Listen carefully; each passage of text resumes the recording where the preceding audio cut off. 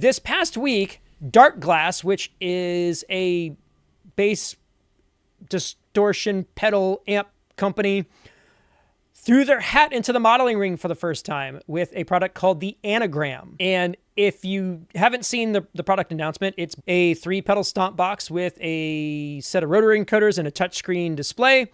And it is a modeler designed specifically for bass players. Now, if you go onto their website, they've got some specific feature type things that they want to make sure that you know about. I don't know if all of those really resonate with people. Like, I'm not sure if it matters how many cores their DSP chips have. It's never been something that I like, because I remember when the Quad Cortex was announced, it was like, these have X number of cores. Well, okay. Well, 4 for the Quad. And it was something you had to manage. Like, as you were building a patch, it showed you the amount of DSP you were consuming for each thing. And so you were aware of it. So I would say that adding cores to that does probably make some difference. But you have to kind of be like in the ecosystem to understand what that actually means.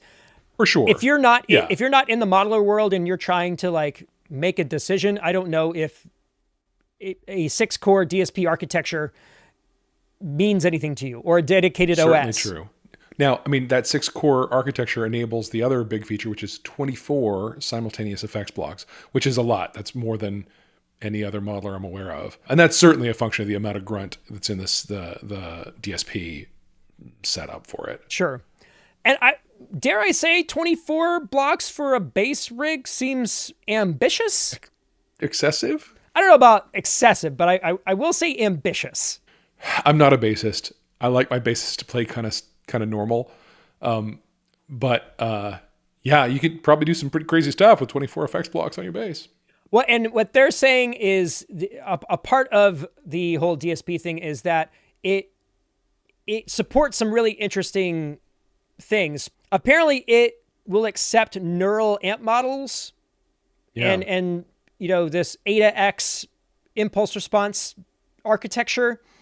Yeah, there's some standards that they're supporting. That means you could bring in models from outside the ecosystem, which is great, actually. That is the problem of modelers, is that each one of them is a walled garden. Right. So the idea that you can have third-party content, that's revolutionary. Is pretty cool. That is truly revolutionary, yeah. I also think the form factor of it is super cool. I think it's really neat looking. It's hard to get a sense of the size of it, but it doesn't look large. It looks Stomp Effects sized. I watched the intro video and they had a person like touching it. And it looks to me around the same size as the Stomp XL, but with less buttons. I mean, it's got three foot switches that you can tell by the markings on the case are chordable, right? You hit the left 2 and the right 2 at the same time. So they need to be at least close enough together for you to mash 2 at once. Right. That was the closest I could come to understanding intuitively what size the thing was. But it's a neat looking unit. It's actually, I think, really, really attractive. Well, and I was really taken aback by how nice the visual interface looked. Yeah. It seems very sophisticated. Now, granted, the stuff that you're seeing in the introduction video could just be, CG. But there's some folks that have gotten their hands on it and have done pretty thorough reviews. And from what I see, it looks really nice. It looks like a high-end piece of gear. Yep. It's got an external effects loop jacks. It's got stereo XLR and TS, I guess. Yep. USB, yeah. Now, the elephant in the room, of course.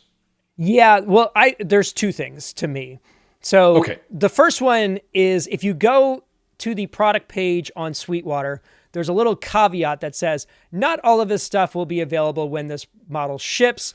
Please speak with your Sweetwater agent about what those might be. At the time of this recording, I did not have a chance to do that. So I'm assuming that implies that some of the things that we're speaking of aren't quite ready for prime time. My guess would be that the neural modeling and this third-party integration stuff may not be in version 1.0. Perhaps. And I will say, as somebody who bought the future promise of a product once, looking at you, Quad Cortex, and then felt somewhat burned by the pace with which those promises got fulfilled, I would need to know more before I invested. And then you kind of alluded to this, but the retail cost on this product is $11.99 US. It's in between a number of products, but it primarily is right below things like the Helix and the Quad Cortex and a couple of other things. And it is strictly a bass platform to our knowledge.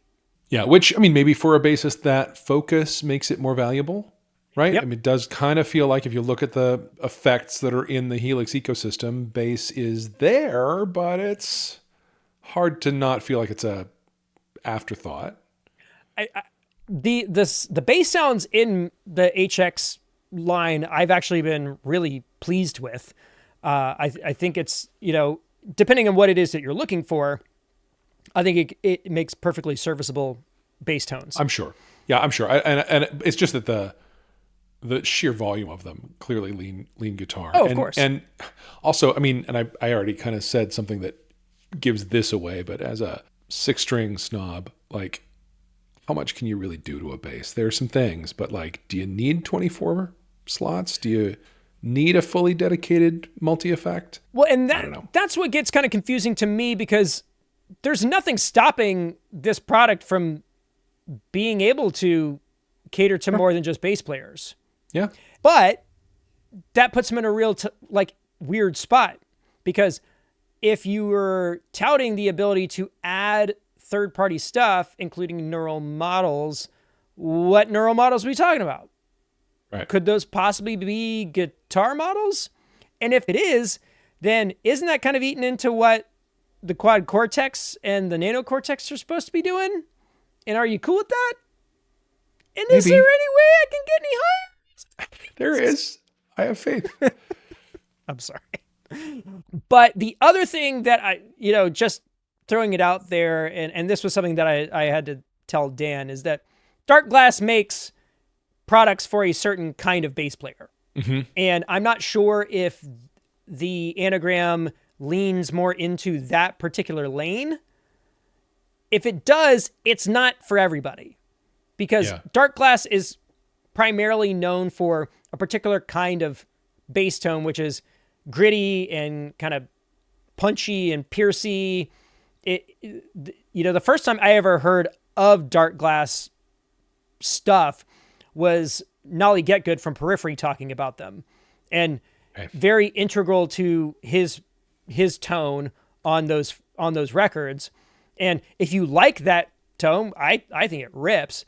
It's not really practical for the kind of music I play, but for a lot of people it is.